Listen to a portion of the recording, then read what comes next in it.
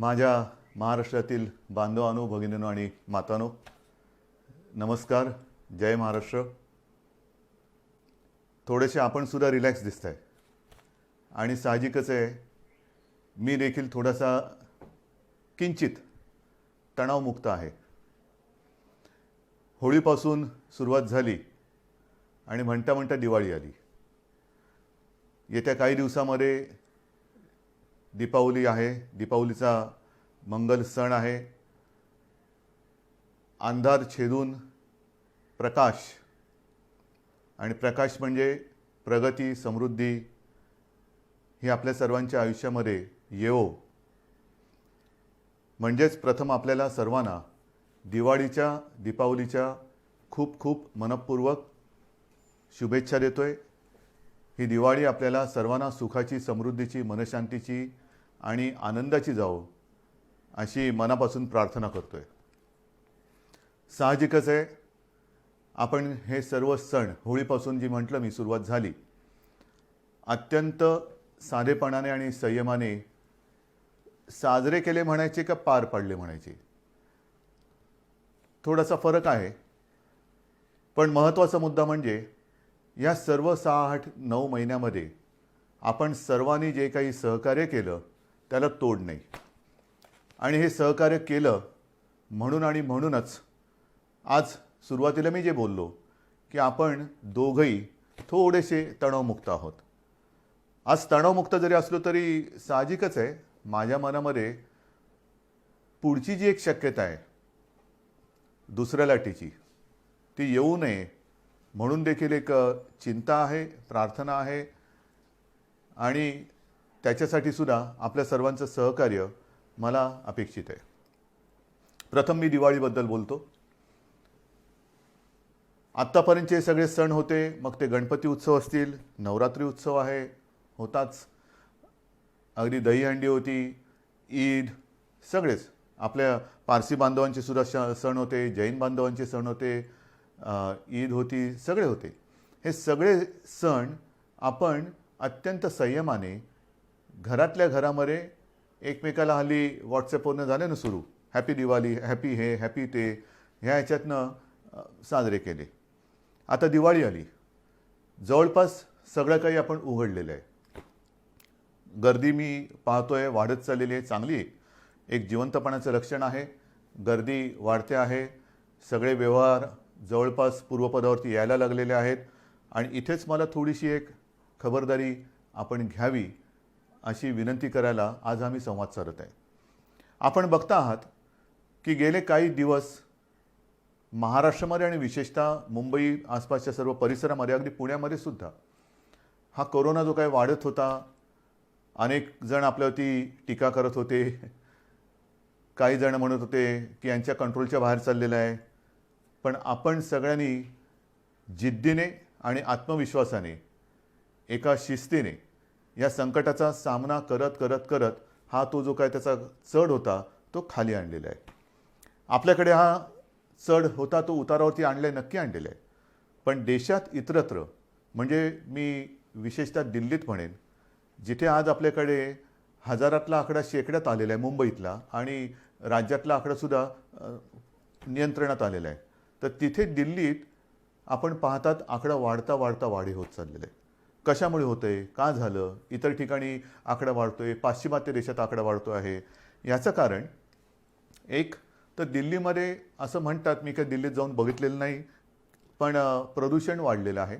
आणि प्रदूषण म्हटल्यानंतर हा जो काही एक विषाणू आहे हा आपल्या श्वसन संस्थेवरती घातक परिणाम करतो. म्हणजे फुफ्फुस असेल, त्या फुफ्फुसामध्ये ते व्हायरल न्यूमोनिया, त्याचा प्रादुर्भाव होतो. आणि काही काही वेळेला किंबहुना अनेकदा आपण बघितलेले आहे की परिस्थिती हाताबाहेर जाते. विशेषतः ज्यांना सहव्याधी आहेत, म्हणजे कोमॉर्बिडिटी, त्यांच्यावरती हा परिणाम, घातकता त्याची जास्त असते. म्हणजेच काय की दिवाळी साजरी करताना मी आपल्याला नम्र विनंती करेन, फटाक्यावरती बंदी आणायची का? प्रत्येक ठिकाणी बंद्या घालून आणि कायदे कडक करून आपण आपलं जीवन हे पुढे चालू ठेवायचं का? आपण आपल्या गोष्टी स्वतःहून, जसं आत्तापर्यंत तुम्ही पाळलं सगळं, तसं स्वतःहून पाळू शकत नाही का? जर आपल्याला लक्षात आलं असेल की एक तर अजूनही औषध नाही आहे, लसीचा पत्ता नाही आहे आणि प्रदूषणामुळे जर हा विषाणू वाढत असेल, आकडा वाढत असेल, तर दिवाळीमध्ये आपण प्रदूषण करणारे फटाके हे वाजवणं टाळू शकतो का? बंदी करायची का? करू शकतो. पण मला असं वाटतं बंदीपेक्षा आपसातला एकमेकावरचा विश्वास जो आहे, आणि मला अनेक जणांनी सांगितलं की आपण जेव्हा बोलता तेव्हा आमच्या घरातलाच एक कुटुंब प्रमुख आमच्याशी बोलतोय, मोठा भाऊ आपल्याशी बोलतोय, असं आपल्याला सर्वांना वाटत असतं. मग त्याच नात्याने आपल्याला सांगतोय. लहानपणी मी सुद्धा फटाके वाजवलेले आहेत, सगळ्यांनीच फटाके वाजवलेले आहेत. आज सुद्धा घराघरातली लहान मुलं आहेत, त्यांना तो एक आनंद असतो. पहाटे अभ्यंग स्नान म्हटल्यानंतर तेव्हा थंडी मुंबईमध्ये असायची. आज इतरत्र राज्यात थंडी पडायला सुरुवात झालेली आहे. उठणं लावायचं, ते चिराट फोडायचं आणि पहिला फटाका कोण लावतो ती एक गंमत होती. पण म्हणता म्हणता ही वस्ती एवढी वाढली आणि त्याच्यानंतर हे एवढं आता धूर आणि प्रदूषण वाढायला लागलेलं आहे की आत्तापर्यंत जे काय आपण साधलेलं आहे, आत्तापर्यंत जे काय आपण कमावलेलं आहे, ते 4 दिवसातल्या धुरामध्ये वाहून जाता कामा नये. म्हणून मी आपल्याला विनंती करतोय, एक तर सार्वजनिक ठिकाणी फटाके वाजवायचे नाहीतच, कारण आपल्याला समाजाची काळजी घ्यायची आहे. अनेक जण ह्या वेळेला फिरायला बाहेर पडतात, सगळीकडे रोषणाई जरूर करा. दीपावली म्हटल्यानंतर दीप तर उजळले पाहिजेतच. दीपावली वाटली पाहिजेच, पण दीपावली म्हणजे दिवा. तो दिव्याचं एक महत्त्व आहेच. दिवे जरूर पेटवा, प्रकाशमान करा, पण फटाके न वाजवाल तर उत्तम. सार्वजनिक ठिकाणी फटाके वाजवायचे नाहीतच. हां, आपल्या एक याच्यासाठी आजूबाजूला कोणाला त्रास होऊ न देता जेवढे काही मर्यादित फटाके आपण वाजवू शकत असाल, हरकत नाही. मी अगदीच काही तुम्हाला आणीबाणी नाही आणते तुमच्यावर. फटाके वाजवूच नका किंवा फटाक्यांवरती बंदीच घालतो असं न म्हणता, चला आपण एक दुसऱ्याच्या विश्वासावरती हा सण आनंदाने साजरा करूया. फराळ करा. पण पुन्हा एक सांगतो की आत्ता जरी ही परिस्थिती आटोक्यात आलेली वाटत असली तरी दिवाळी आणि दिवाळी नंतरचे 15 दिवस हे फार आपल्याला कसोटीचे आहेत.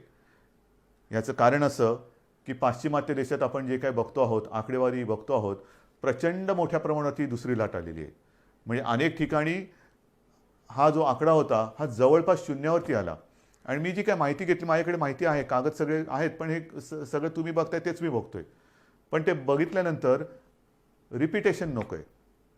पाश्चिमात्य देशात आपण जर पाहिलं तर अगदी इटली असेल, ब्रिटन असेल, इंग्लंडमध्ये तर, लंडनमध्ये तर पुढच्या 4-6 आठवड्यासाठी कडक लॉकडाऊन त्यांनी केलेलं आहे. कडक म्हणजे जसं आपल्याकडे होता तसा. इतरत्र सुद्धा स्पेनमध्ये असेल, नेदरलँडमध्ये तर मी असं ऐकलं की घरातल्या घरात कुटुंबियांना सुद्धा त्यांनी मास्क घालण्याची एक जबरदस्ती केलेली आहे. हे आहे, होतंय. ह्याचं कारण का की थोडीशी बेफिकिरी. आता संपलं सगळं. गेले 1-2 महिने काहीच झालेलं नाही आहे, झालं सगळं. तसं नाही आहे. तिकडे थंडीचा सीझन सुरू होतोय, त्याच्यात हा आता विषाणू परत वाढीला लागलेला आहे आणि त्या लाटेच्या आकडेवारीकडे जर का आपण बघितलं तर मी म्हणेन ही लाट नाही, ही सुनामी आहे. कारण पहिल्या प्रथम जेव्हा तिथे लाट आली होती आणि अगदी पीक ज्याला म्हणतात त्या पीक नंतर खाली गेला तो करोना, आणि आता जो आला आहे तो दुपटी-तिपटीपेक्षा जास्त संख्येने आलेला आहे. आपल्याकडे होणार नाही, होऊ द्यायचं नाही. पण विचार करा, गेले 6-8-9 महिने आपली यंत्रणा, मग ती पोलीस आहे, महसूल आहे, आरोग्य सेवक आहेत, डॉक्टर्स आहेत, अत्यंत तणावाखाली ह्या लढाईमध्ये लढत आहेत. कोणासाठी लढत आहेत? अनेक पोलीस मृत्युमुखी पडलेत, आरोग्य सेवकांना सुद्धा बाधा झालेली, त्यातले काही मृत्युमुखी पडले, काही डॉक्टर्स गेलेले आहेत. कोणासाठी लढत आहेत? त्यांच्यावरती असह्य ताण आहे. आणि आत्ता मला असं वाटतं की ही जी काही लढाई आपण लढलो, मला सहज एक परवा कोणीतरी व्हॉट्सॲप पाठवला, एक चांगला होता, एका सैनिकाचा. तो सैनिक आपल्याला सांगतोय की मी तुमच्यासाठी लढत असताना किती किलो वजन, मग बूट किती किलोचे असतात, अंगावरती बॅगेमध्ये त्याच्या जी काही दारुगोळा असतो तो किती किलोचा असतो, हेल्मेट किती किलोचा असतो, त्याचं जॅकेट किती किलोचं असतो, म्हणजे त्याचं वजन आणि ह्याचं वजन ह्याची जर तुलना केली तर खूप फरक आहे. म्हणजे त्याच्या शरीरापेक्षा तो जो काय वाहतो, नुसतं वाहत नाही, तो जो काय अंगावरती बाळगतो त्याचं वजन हे जास्त आहे. आणि मग तो सैनिक आपल्याला विचारतो, हे एवढं सगळं वजन घेऊन जर मी तुमच्यासाठी लढत असेल तर तुम्ही फक्त मास्क लावून ही लढाई लढू शकत नाही? किती साधा आणि मार्मिक प्रश्न आहे. लढताना आपल्या हातात दुसरं कोणतेही शस्त्र नाही आहे, मास्क शिवाय दुसरं कोणतेही शस्त्र नाही आहे. आणि सहज मी आत्ता आपल्याशी बोलताना मला एक 100 वर्षापूर्वीची आठवण आली. त्याही वेळेला फ्लू आला होता, स्पॅनिश फ्लू. साधारणतः कोरोना कधी जाईल, हा स्पॅनिश फ्लू जो 100 वर्षापूर्वी आला होता तो 2 ते 3 वर्ष त्यांनी जगाला परेशान करून टाकलं होतं. त्याही वेळेला काही कोटी बळी, म्हणजे आपल्या देशात सुद्धा असं म्हणतात की 1 कोटीच्या आसपास लोक मृत्युमुखी पडले होते. 100 वर्षापूर्वी लोकसंख्या काय होती, त्याच्यात 1 कोटी. आता लोकसंख्या किती आहे, प्रमाण काय होईल, हे तुम्हाला मी घाबरवत नाही आहे, पण सतर्क राहण्यासाठी म्हणून ह्या प्रेमाच्या आणि सावधगिरीच्या सूचना देतो आहे. आणि म्हणून मी आपल्याला सांगतो की जरी आपण ह्या सगळ्या गोष्टी उघडतो आहोत, उघडायला तर पाहिजेच, कारण आयुष्य पूर्वपदावरती आलंच पाहिजे, येतं आहे, अर्थचक्राला गती मिळाली पाहिजे. पण ती गती देताना वेडीवाकडी जर का गती द्यायचा प्रयत्न केला तर ती दुर्गती होईल, गतीच्या ऐवजी अधोगती होईल. कारण पुन्हा जर का लॉकडाऊन करण्याची वेळ आली तर तो लॉकडाऊन आपल्याला फार भारी पडेल.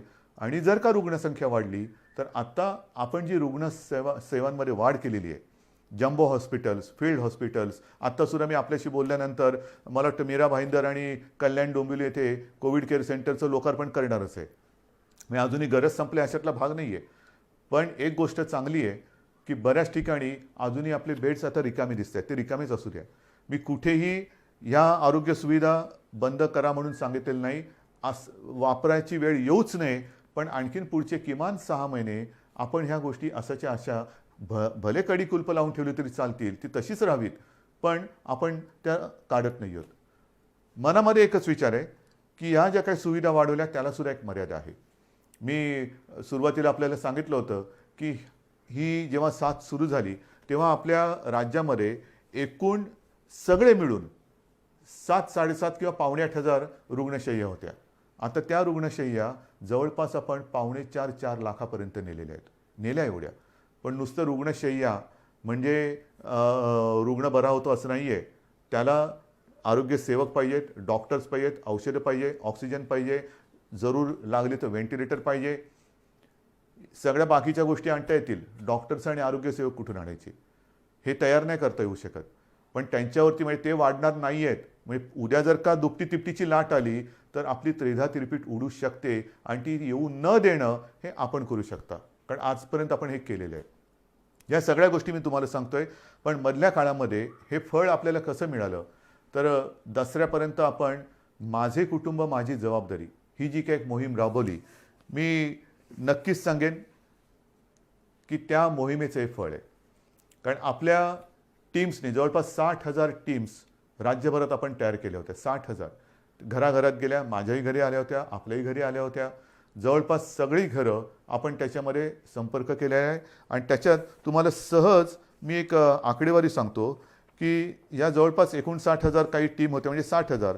त्यांनी राज्यामध्ये जी काही एक चौकशी केली त्याच्यात साधारणतः 3.5 लाखाच्या आसपास आयलाय आणि सारी रुग्ण सर्वेक्षण काळात आढळून आले. म्हणजे ज्यांना श्वसन संस्थेचा विकार असेल, काही असेल, त्यांची टेस्ट केल्यानंतर त्याच्यामध्ये साधारणतः 51,000 रुग्णांना कोविड झाल्याचं निदर्शनास आलं. हे घरोघरी जाऊन आपण तपासणी केली म्हणून हे झालं आणि म्हणून आपण त्यांना आवश्यकतेनुसार इलाज करून वाचवू शकलो. हे याचं फलित आहे, हे नक्कीच फलित आहे. त्याच्यानंतर एकूण जर का बघितलं आपण तर ह्या सर्वेक्षण काळामध्ये मधुमेह, डायबिटीस आपल्या राज्यात किती जणांना आहे, ज्यांना आपण तपासलं आणि ज्यांनी आपली माहिती दिली त्याच्यात जवळपास 8,69,370 लोकांना डायबिटीज आहे. हाय ब्लड प्रेशर किती लोकांना आहे, साधारणतः 13 लाख लोकांना हाय ब्लड प्रेशर आहे. हृदयविकार कोणाला किती लोकांना आहे, 73,000 लोकांना जवळपास हृदयविकार आहे. कर्करोगाचे 17,843 आणि इतर आजाराचे साधारणतः 1,06,877 असे सहव्याधी किंवा कोमॉर्बिड ज्याला म्हणतो असे रुग्ण ह्या नागरिकांमध्ये आपल्याला ह्या व्याधी आढळल्या. आणि त्यातले बहुतेक जण आता व्यवस्थित होऊन आपापल्या घरी आहेत. हे या मोहिमेचं फलित आहे. आणि म्हणून ही मोहीम ज्यांनी राबवली त्या 60,000 टीममधल्या सगळ्यांना मी अक्षरशः मनापासून नमस्कार करतोय. महाराष्ट्र आपला ऋणी आहे. आपण अहोरात्र मेहनत केलीत, स्वतःच्या जीवाची पर्वा न करता मेहनत केली. काही ठिकाणी आपल्याला थोडेसे अनुभव आले असतील. काही जणांनी सुरुवातीला दाद दिली नाही. मग त्यांना जेव्हा कळलं की आपल्या भल्यासाठी आहे, मग त्यांनी दरवाजा उघडला आणि आता त्यांना त्यांचा विश्वास आल्यानंतर पुढे या सगळ्या गोष्टी केल्यात. परंतु मी यंत्रणेला सांगितलेलं आहे की हा जो रेकॉर्ड आहे, हा रेकॉर्ड म्हणजे आपल्या राज्याचा आरोग्याचा नकाशा आहे, हेल्थ मॅप. साधारणतः कोणत्या कोणत्या विभागामध्ये काय काय स्वरूपाचे आजार आहेत, किती जणांना आजार आहेत, ह्या सर्वांना शक्य तेवढं संपर्कात ठेवा. एक थोड्या थोड्या कालावधीनंतर त्यांना किमान एक फोन करून तब्येतीची विचारपूस करा. आणि ही विचारपूस केल्यानंतर आपल्याला लक्षात येईल की आपण जी मोहीम राबवतो आहोत त्याचा उपयोग आपल्याला नुसतं निरोगी महाराष्ट्र, सुदृढ महाराष्ट्र वाचून होत नाही. महाराष्ट्र त्याच्यासाठी मेहनत करावी लागते. तर ही मेहनत, ह्या मेहनतीचं एक फळ आहे. म्हणून मी या सगळ्यांना धन्यवाद देतोय आणि त्यांना आणखीन सांगितलेलं आहे की जरा थोडे दिवस थोडी विश्रांती घ्या. पण आता पुढचा टप्पा आहे हा तुम्ही करायचा आहे. ह्याचं कारण असं की जे मी बघतो आहे की मुंबईमध्ये सुद्धा आणि बाहेर सुद्धा मास्क न घालणारी जास्त दिसायला लागलेले आहेत. हे नाही चालणार, अजिबात नाही चालणार. बाकीच्या सगळ्या गोष्टी आपण हळूहळू ओपन करतो आहोत, उघड करतो आहोत.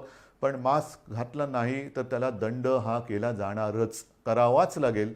कारण साधारणतः जे प्रमाण लक्षात येतं आहे, हे आकडेवारी माझी नाही आहे, मी डॉक्टरांशी बोलून हे सगळं करून तुम्हाला सांगतोय की साधारणतः एक कोरोना पॉझिटिव्ह नागरिक जर मास्क न घालता जनतेत फिरला तर एका ह्याच्यात तो जवळपास जेवढा फिरेल, गर्दीमध्ये फिरला तर किमान 400 जणांना तो संक्रमित करू शकतो. म्हणजे एक 400 ना करतो, म्हणजे 400 पुढे किती ना करतील.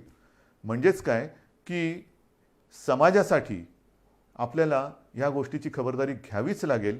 कोणत्याही परिस्थितीत आपल्या हातामध्ये लस नाही, औषध नाही. स्पॅनिश फ्लूच्या वेळेला सुद्धा हीच त्रिसूत्री होती: मास्क लावा, अंतर ठेवा आणि हात धुत राहा. गर्दी वाढते, गर्दी टाळणं गरजेचं आहे. काय काय उघडणार, आज उद्धव ठाकरे काय बोलणार, कोणती घोषणा करणार, काय घोषणा करू. घोषणा करायला ही काही राजकीय सभा नाही आहे, पण घोषणा करायची असेल तर मी हेच सांगतोय की या कठीण काळात सुद्धा आपण खूप गोष्टी उघडलेल्या आहेत. दिवाळीनंतर सुद्धा आपण शाळा साधारणतः आता 9वी, 10वी, 11वी, 12वी ह्या वर्गांमध्ये आपण ते पहिले सुरू करतो आहोत. त्याच्यात सुद्धा पूर्ण खबरदारी घेण्याच्या सूचना सर्वांनी दिलेल्या आहेत. शिक्षकांची टेस्ट होणं गरजेचं आहे, मुलांची सुद्धा गरजेनुसार चाचणी होणं गरजेचं आहे. आणि त्या पलीकडे जाऊन मंदिरं कधी उघडणार ना, मंदिरं उघडणार आहे, प्रार्थनास्थळं पण उघडणार आहे. पण मला असं वाटतं साधारणतः पुढच्या आठवड्यात दिवाळी आलेली आहे. दिवाळीनंतर आपण एक नियमावली करू. नियमावली काय आहे तर हीच नियमावली आहे: गर्दी टाळा. कारण मंदिरांमध्ये आपल्या घरातले ज्येष्ठ, आपले आई वडील असतील, आजी आजोबा असतील, हे जात येत असतात. आपण त्यांनाच तर जपत आलेलो आहोत. आज पण असंच सांगतोय की शक्यतोवर कोणीच अनावश्यक कोणी घराबाहेर पडू नये, हे तर आपण बोलतोच आहोत. परंतु ज्येष्ठ नागरिकांनी घराबाहेर पडू नये अशीच एक आपली साधारणतः आज देखील सूचना आहे. मग बागेत फिरलात, अंतर ठेवून राहिलं पाहिजे. मंदिरामध्ये काय होतं, अगदी सगळ्यांच्याच प्रार्थनास्थळात, मंदिर असतील, मशीद असतील, चर्च असतील, चर्चमध्ये सुद्धा प्रेयर असते, मशिदीमध्ये नमाज असतो आणि मंदिरामध्ये आपल्या आरती असते. अगदी आपण खेटून तल्लीन होऊन आरत्या करत असतो. पण त्या तल्लीनतेचा परिणाम हा नंतर आपल्याला भोगायला लागता कामा नये. कारण आपल्या घरातले माता पिता, आजी आजोबा हे तिकडे गेल्यानंतर समजा कोण तिकडे कोरोना संक्रमित आला आणि मंदिरामध्ये मास्क नसेल, घातलेलं नसेल, चपला बाहेर काढल्याच पाहिजेत, पण मास्क मंदिरात सुद्धा घातलाच पाहिजे, मास्क घातला पाहिजे. पण हे जेव्हा आपण मंदिरं सुरू करू त्यावेळेला ह्या नियमावली व्यवस्थित देऊ. पण त्यांच्या एक काळजीपोटी थोडासा आपण मुद्दामून मी थोडा उशीर करतोय. टीका माझ्यावरती होते, करू द्यात. मी सुरुवातीलाच सांगितलेलं आहे, तुमच्या हितासाठी, महाराष्ट्राच्या हितासाठी जर मला वाईटपणा घेण्याची आवश्यकता असेल आणि जर कोणी मला वाईट म्हणत असेल तर तो वाईटपणा तुमच्या हितासाठी मी घ्यायला कधीही तयार आहे. वाईट म्हणणारे 4 दिवस वाईट मला टीका करतील, पण उद्या जर काही गंडांतर आलं तर त्याची जबाबदारी स्वीकारायला हे कोणी येणार नाहीत पुढे. मग तुमचं तुम्ही बघा, आम्ही बोललोच होतो. पण म्हणून आपण थोडंसं सावधपणाने एक एक पावलं पुढे टाकतो आहोत. तर ही मंदिराबाबतची परिस्थिती आहे. शाळांचं मी तुम्हाला सांगितलेलं आहे. महत्त्वाचं म्हणजे काय की गेले 6-8 महिने सगळं बंद असताना आपण महाराष्ट्रामध्ये ज्या काही गोष्टी केलेल्या आहेत, शिवभोजन आपण सातत्याने त्याची व्याप्ती वाढवत चाललेलो आहोत. 5 रुपयामध्ये गोरगरिबांना जेवण, गेल्या वेळेला मी बोललो तेव्हा 2 कोटीच्या आसपास थाळ्यांचा वाटप झाला होता. आज त्याच्यात आणखीन वाढ झालेली आहे. किती गोष्टी सांगायच्या. विशेष म्हणजे मधल्या काळामध्ये महाराष्ट्र द्वेष्ट्यांनी, मी शब्द मुद्दामून वापरतो आहे की या संकटाच्या काळात, जगभर संकट असताना, देशात संकट असताना, राज्यात संकट असताना आणि आपण सगळे कोरोनाच्या संकटाची सामना करत असताना महाराष्ट्र द्वेष्ट्यांनी महाराष्ट्र बदनामीचं जे कारस्थान केलं होतं, महाराष्ट्राची कायदा सुव्यवस्था कोलमडून पडलेली आहे, इकडे सगळं अंमली पदार्थाच्या शेत्या होत्या आहेत, हे मी मागे सुद्धा दसऱ्याच्या भाषणात बोललो. पण ते कारस्थान तोडून मोडून काढून जूनमध्ये आपण 17,000 कोटींचे सामंजस्य करार केले. मला त्याच्याबद्दल अभिमान आहे. काही विदेशी कंपन्या त्याच्यामध्ये आल्या. नुसते सामंजस्य करार म्हणजे कागदावरती करून, पावसाळा होता म्हणून कागदी होड्या करून सोडल्या नाहीत पाण्यामध्ये. तर त्याच्यापैकी अनेक जणांना जागासुद्धा दिल्या गेलेल्या आहेत आणि काही जणांना येत्या काही दिवसात जागा दिल्या जातील आणि प्रत्यक्ष कामसुद्धा तिथे सुरू होईल. ही गुंतवणूक आलेली आहे. गेल्या आठवड्यामध्ये त्याचं पुढचं पाऊल टाकलं आहे. 35,000 कोटीचे सामंजस्य करार केलेले आहेत. अनेक वेगवेगळ्या क्षेत्रातील देशी विदेशी कंपन्या महाराष्ट्रामध्ये येत आहेत, ज्याचा आपल्याला अभिमान आहे. हे सगळं तुमचं कर्तृत्व आहे. आपण एक महाराष्ट्राची प्रतिमा ही निर्माण केलेली आहे. त्या प्रतिमेचं हे फलित आहे. म्हणजेच लॉकडाऊन म्हटल्यानंतर सगळे कडी-कुलपं लावून घरी नाही बसलो. घरी तर बसलो आहे. माझ्यावरती टीका केली जाते, पण घरात बसून सुद्धा मी हे काम केलेलं आहे. हजारो कोटींचे सामंजस्य करार हे महाराष्ट्रामध्ये केलेले आहेत. गुंतवणूक येते आहे, उद्योगधंदे सुरू होत आहेत, रोजगार निर्माण होतो आहे, मोठ्या प्रमाणावरती अर्थचक्राला आणि अर्थव्यवस्थेला चालना मिळते आहे. हे फार मोठं काम आहे. आणि आता 2 दिवसापूर्वी मुंबईमध्ये मेट्रोचं काम, आता मेट्रो म्हटल्यानंतर तुम्हाला माहिती आहे, कारशेड, आरेची कारशेड कांजूरला नेली, त्याच्यावरनं टीका. त्याच्यावरती सगळी उत्तरं आपल्याकडे आहेत. व कोणीतरी म्हणालं की ही सॉल्टपॅनची म्हणजे मिठागराची जमीन आहे. हे सगळे जे टीका करतात त्यांना समर्पक उत्तरं देऊ. पण मिठागराची जमीन आहे म्हणणाऱ्याने एक कळत नाही आहे की तुम्ही आमच्या मुंबईकरांच्या प्रोजेक्टमध्ये मिठाचा खडा टाकतात. हा मिठाचा खडा, हा त्याचा काय इलाज करायचा तो आहे, पण आम्हीसुद्धा डोळे बंद करून काही कामं करत नाही आहोत. जे जे मुंबईकरांच्या आणि माझ्या राज्याच्या हिताचं असेल ते टीकेची पर्वा न करता आपण करणार म्हणजे करणारच, कोणत्याही परिस्थितीत करणार आहोत. आणि जसं मी म्हटलं की मुंबईमध्ये सुद्धा आणि इतरत्र महाराष्ट्रामध्ये सुद्धा इन्फेक्शनसाठी हॉस्पिटल ते सुद्धा करणार आहोत आपण. जागा अजून कुठे बघितलेली नाही आहे, पण शोध चालू आहे. कारण हे एक पहिलं संकट आवरू दे आपल्याला. ते सावरल्यानंतर आपण या गोष्टीकडे सुद्धा लक्ष देणार आहोत. माझे कुटुंब माझी जबाबदारीची फलश्रुती आपल्याला मी सांगितली. त्याच्यावरती नंतर मी कदाचित पुन्हा थोडंसं बोलेन. पण आता जवळपास आपण सगळ्याच गोष्टी उघडायला परवानगी दिलेली आहे. सिनेमागृह, त्याच्यानंतर आपली नाट्यगृह ही सुद्धा काही टक्क्यामध्ये उपस्थिती ठेवून, कारण हळूहळू आपल्याला जायचं आहे, ही उघडायला परवानगी दिलेली आहे. जिम, व्यायामशाळा त्या सुरुवात करायला दिलेली आहेत. रेस्टॉरंट सुरू झालेली आहेत. ग्रंथालय, वाचनालय सुरू झालेली आहेत. मुंबईतील सर्व महिलांना लोकल प्रवासाची मुभा दिलेली आहे. आमच्यासाठी लोकल्स कधी सुरू होणार, केंद्राबरोबर बोलणं सुरू आहे. त्याच्यातसुद्धा आपण मागणी करतो आहोत. त्यांच्याकडनं जसजशी परवानगी येते तसतशी आपण लोकल सुरू करतो आहोत. पियुष गोयल जे चांगलं सहकार्य करत आहेत ते सुद्धा लवकर आपल्याला याच्याबद्दल मदत करतील अशी मला खात्री आहे. सगळ्याच गोष्टी आपण सुरू करत चाललेलो आहोत. एक एक गोष्टी सुरू करत असताना पुन्हा पुन्हा माझं एकच म्हणणं आहे की ही लढाई ही आरोग्याविषयक एका मोठ्या संकटाची लढाई आहे. मेट्रोचं जे मी तुम्हाला सांगत होतो ते पूर्ण करतो.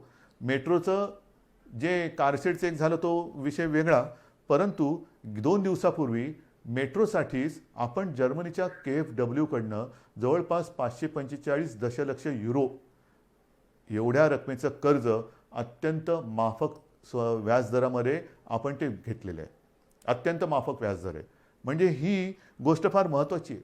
आणि त्या कार्यक्रमामध्ये विशेषतः तिथले ते जे जर्मन अधिकारी त्या संबंधित संस्थेचे आणि इथले आपले कॉन्सिल जनरल वगैरे होते, ते आपल्या मुंबई आणि महाराष्ट्राबद्दल जे बोलले ते फार महत्त्वाचं आहे. त्यांनी हेच सांगितलं की आम्हाला महाराष्ट्रात खूप कम्फर्टेबल वाटतं. महाराष्ट्र आणि आपला देश यांच्याबद्दल त्यांना एक आस्था आहे, पण महाराष्ट्राच्या विकासासाठी ते आपल्या सोबत आहेत हे सुद्धा नाही म्हटलं तरी तुमच्या सगळ्या मेहनतीचं हे फळ आहे. शेवटी राज्य म्हणजे काय? राज्य म्हणजे केवळ राज्य सरकार नाही, राज्य सरकार तर असतंच, पण राज्य सरकारबरोबर राज्यातली जनता, एक आपल्याला संस्कृती आहेत, आपल्यावरती संस्कार आहेत आणि इथे टाकलेला पैसा हा उधळला जाणार नाही, तो वाया जाणार नाही, लोकांच्या उपयोगासाठी, जनतेच्या हितासाठी तो वापरला जातो आहे, तसं हे सरकार आहे. हे जे काही एक आपलं विश्वासाचं नातं आज आपण जगात निर्माण केलेलं आहे, हे त्याचं हे फलित आहे. म्हणून मला असं वाटतं की अनेक गोष्टी आपण सुरू केलेल्या आहेत, उद्योगधंदे येत आहेत, गुंतवणूक येते आहे. पावसाळा संपलेला आहे, पण पावसाळा संपल्यानंतर साधारणतः पावसाची जी सुरुवात झाली तीच एका तणावाने झाली आणि तो तणाव होता रायगड आणि आपल्या कोकण किनारपट्टीवरती प्रचंड ताकदीने धडकलेलं निसर्ग चक्रीवादळ. साधारणतः जूनपासून पावसाळा संपेपर्यंत कुठे ना कुठेतरी अतिवृष्टी, पूर, वादळं ह्या सगळ्या गोष्टी ह्या येत होत्या. मुंबईला सुद्धा त्यांनी सोडलं नाही पावसाने, पूर्व विदर्भाला नाही सोडलं. काही ठिकाणी पूर नाही आला, पण सतत पाऊस थांबतच नाही. आणि त्याचा दुष्परिणाम हा शेवटचा जो अतिवृष्टीचा पाऊस होऊन गेला, मी स्वतः जाऊन बघितलेलं आहे. जमिनी खरडून गेलेले आहे. खरडून जाणं म्हणजे काय तर सोन्यासारखं उभं असलेलं पीक हे तर कुठच्या कुठे चढून कुजून जातच, पण जमिनीचे थर जाऊन तिकडे जणू काय वाळवंट आहे की काय असं चित्र माझ्यासमोर होतं. कुठे पुलाच्या वरनं 7-8 फुटावरनं पाणी गेलेले आहेत, झाडं उन्मळून पडलेले आहेत, विजेचे खांब उन्मळून पडलेले आहेत, विजेच्या तारा तुटलेल्या आहेत. हे सगळं गेले 4 महिने आपण भोगलेलं आहे. आणि म्हणून जून ते ऑक्टोबर म्हणजे हा पाऊस संपेपर्यंत एकूण जर का बघितलं तर जवळपास महाराष्ट्रातली 41 लाख हेक्टर जमीन ह्या पूर आणि अतिवृष्टीमुळे बाधित झालेली आहे. संपूर्ण शेतकऱ्याची वाताहत झालेली आहे. कोणाची घरदारं वाहून गेलेली आहेत, कोणाची गुरं वाहून गेलेली आहेत, कोणाच्या घरातली माणसं बुडून गेलेली आहेत. काय करू शकतो आपण? काय करू शकतो? जास्तीत जास्त प्रयत्न हाच करायचा, प्राथमिकता प्राणहानी होऊ नये. कारण बाकी सगळ्या गोष्टी पुन्हा उभ्या करायला येऊ शकतात, पण प्राणहानी, मग घरातला माणूस गेला तर काय करायचं? तर त्याच्यामध्ये सुद्धा आपण जवळपास 10,000 कोटी निधी, एकतर तुम्हाला माहिती आहे मी गेल्या वेळेला भाषणांमध्ये बोललो होतो, 38,000 कोटी आपले जीएसटीचे आणि डिव्होल्युशनचे बाकी आहेत, त्यातले आता 5-7 हजार कोटी आलेत म्हणतात, परंतु दर महिन्याला त्याच्यामध्ये वाढ होत चाललेली आहे. म्हणजे होतं काय की ज्या पालिका मग कलेक्टर असतील, तिकडे काय झालं का राज्य सरकारकडे मागणी करणार, राज्य सरकार केंद्राकडे हात पसरणार, केंद्र सरकार हात वर करणार, काय करणार? तर ह्या सगळ्या परिस्थितीचा सामना करत आपण पुढे जातो आहोत.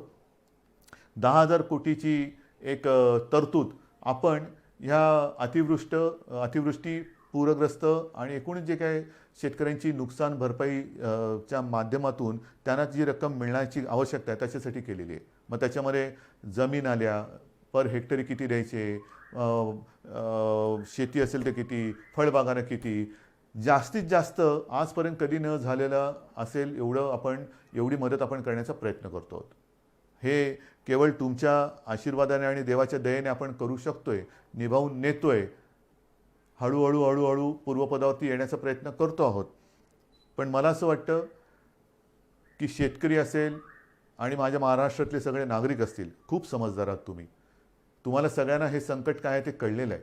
कुठेही अनेकांनी तुम्हाला डिवचलं, चिडवलं तरीसुद्धा त्यांच्या त्या सगळ्या डावपेचाला बळी न पडता तुम्ही नाही, माझं सरकार आहे, आपलं सरकार आहे, माझं सरकार अडचणीत आहे, माझ्यासाठी ते नक्की काहीतरी केल्याशिवाय राहणार नाही, करताय. हे जे तुमचं प्रेम आहे ना, हे मला नाही वाटत जगाच्या पाठीवर दुसरीकडे कुठे मिळत असेल. आणि म्हणून मला असं वाटतं की ही सगळी मदत आपण करतो आहोत. मग ती करत असताना आपण मग कापूस खरेदी असेल, उडीद, मूग, तूर, सोयाबीन ही सगळी पिकं आता एक करत येत आहेत. कापसाची खरेदी सुरू केलेली ह्या महिना अखेरपर्यंत बरीचशी केंद्र सुरू होतील. जी पिकं येत आहेत त्यांची खरेदी सुरू करण्याचे आदेश दिले गेलेले आहेत. खरेदी केंद्र सुरू होत आहेत. काही ठिकाणी अजूनही हळूहळू होत आहेत, पण या महिनाभरामध्ये जिथे जिथे ज्या ज्या पिकासाठी आवश्यकता असेल ती सगळी खरेदी केंद्र सुरू करण्याचे आदेश मंत्रिमंडळाने दिलेले आहेत. लवकरात लवकर ही खरेदी जर कुठे सुरू झालेली नसेल तर ती सुद्धा सुरू होईल. सगळ्या गोष्टी आपण करतो. चहूबाजूनी संकट जरी येत असली तरी संकटाचा सामना करून आपण त्यांना पुरून उरतो आहोत, हे फार महत्त्वाचं आहे. शिवभोजनबद्दल सुद्धा मी बोललेलो आहे. आणखीन एक दोन गोष्टी केलेल्या आहेत. काल परवाकडे फोर्स 1 जो आपला एक महत्त्वाचा फोर्स आहे, अतिरेक्यांचा सामना करणारा, एकदा 26 नोव्हेंबरला त्याची गरज वाटली त्याच्यानंतर तो केला गेला. त्यांच्यासाठी सुद्धा आपण जे त्यांना आवश्यक आहे ते करतो आहे. पण विशेष म्हणजे आपल्याला आपल्या राज्यामध्ये जे माजी सैनिक आहेत त्या माजी सैनिकांना आणि त्यांच्या दुर्दैवाने ज्यांचं निधन झालेलं आहे किंवा आपल्यासाठी ज्यांनी बलिदान केलेले आहेत, जे शहीद झालेले आहेत, त्यांच्या ज्या बिचाऱ्या काय म्हणायचं, विधवा हा शब्द मला बोलायला खूप जड जाते, पण त्यांना आणि माजी सैनिकांना त्यांचा निवासी मालमत्तेचा कर आणि घरपट्टी ही माफ करण्याची योजना आपण आपल्या शिवसेना प्रमुखांच्या नावाने ती सुद्धा अंमलात आणतो आहोत. समाजातला प्रत्येक घटक हा वंचित राहता कामा नये. अगदी प्रत्येक घटक म्हटल्यानंतर मी यापूर्वी सुद्धा म्हटलेलं आहे की मग आरक्षणाचे वारे वाहत आहेत. मराठा आरक्षण आहे, ओबीसींचं आरक्षण, ते म्हणतात आमचं काही कमी करू नका, धनगर आहेत, ह्या सगळ्यांना आपण कुठेही वारावरती अजिबात सोडू शकत नाही. कारण जाणार कुठे वारावर सोडून? आपण एकत्रच आहोत. हे सरकार तुमचं आहे. हे सरकार काही परदेशातून आलेलं नाही आहे किंवा परग्रहावरून आलेलं नाही आहे. तुम्हीच आहात ह्या सरकारचे सगळे मालक पालक, सगळे तुम्हीच आहात. आणि तुम्हाला जर न्याय देणार नाही तर मग आणखीन कोणासाठी काम करणार? माझ्या राज्यातली जनता जर का असमाधानी असेल तर मग मंत्रिमंडळ करायचं काय? आणि म्हणून मला सगळ्यांना हेच सांगायचं आहे की परिस्थिती बिकट आहे, नक्की आहे. एकतर अर्थचक्र हळूहळू फिरते, त्याच्यातून काही कायदेशीर गोष्टी असतील, आणखीन काही गोष्टी असतील, सगळ्यांचा सामना हा करत करत करत यशस्वीपणाने ठामपणाने आपण पुढे जातो आहोत. मला तूर्त आपल्याला एवढंच सांगायचं आहे की येणारी दीपावली आणि त्याच्यानंतरचे सण कुठेही आपल्याकडनं गर्दी होऊ देऊ नका. कारण परदेशामध्ये ज्याच्याप्रमाणे मी सांगितलं, माझ्याकडे ती यादी आहे की एकमेकाच्या घरी जायला सुद्धा आता त्यांनी बंदी केलेली आहे. आपल्याला असं काय करायचं नाही. आत्ता आपण हळूवार सगळे दरवाजे उघडतो आहोत. पण पुन्हा एकदा सांगतो, ह्या उघडलेल्या दरवाजातून दीपावलीच्या निमित्ताने सुख समृद्धी मनशांती येऊ द्या. कोरोना येऊ देऊ नका. प्रदूषण टाळा, फटाके टाळा, फराळ करा, दीपावली साजरी करा, आकाशकंदील लावा, प्रकाशमान सगळं आयुष्य होऊ द्या. पण प्रदूषणकारी असं काही करू नका. मला खात्री आहे आजपर्यंत आपण माझं एका आपुलकीने प्रेमाने ऐकत आलेलं आहात, त्याच्याप्रमाणे वागत आलेलं आहात. आणि तसे तुम्ही जर का वागले नसता तर आजचे हे कोरोनाचे आकडे हे पुरेसे बोलके आहेत. ते आकडे आपण तिथपर्यंत येऊ शकलो नसतो. हे आकडे आपल्याला आता शून्यावरती आणायचे आहेत आणि आपण ते आणू शकतो. आपण हे करून दाखवलं ज्याला म्हणतो ना, तसं हे तुम्ही करून दाखवलेले आहात. आता ह्याच्यात अजिबात वाढ होऊ द्यायची नाही. सर्वांनी आनंदात राहा, निरोगी राहा, मास्क लावा, हात धुत राहा आणि एकमेकापासून अंतर ठेवा. जय महाराष्ट्र.